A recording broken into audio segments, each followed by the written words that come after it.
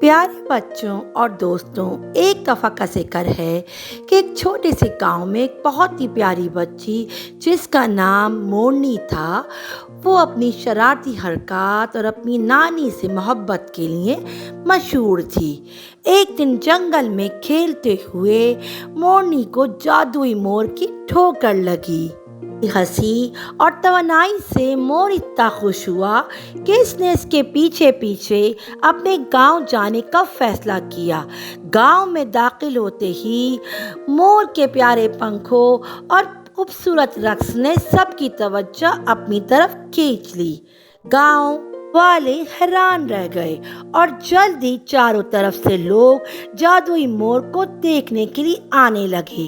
نانی دانش مند اور مہربان دادی ہونے کے ناطے مورنی کو ایک قیمتی سبق سکھانے کا ان کو موقع مل گیا۔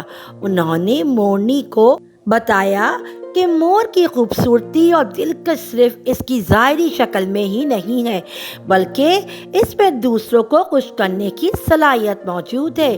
وہ اپنے رقص سے دوسروں کو کھینچ لیتا ہے اپنی جانب۔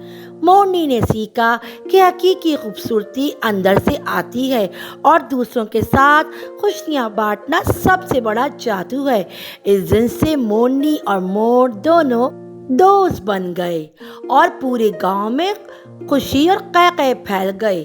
گاؤں کے لوگ مورنی، نانی اور جادوئی مور کے درمیان خاص بندھن کا جشن منانے کے لیے ایک گیت گاتے تھے، اور وہ گیت کچھ اس طرح سے تھا: نانی تیری مورنی کو مور لے گئے، باقی جو بچا تھا کالے چور لے گئے۔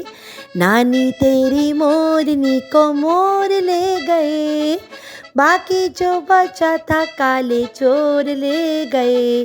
اس دن سے یہ گانا بچوں پورے گاؤں میں مشہور ہو گیا۔ پیارے بچوں، خوبصورتی، حقیقی خوبصورتی اندر سے آتی ہے اور دوسروں کے ساتھ خوشیاں بانٹنا سب سے بڑا جادو ہے۔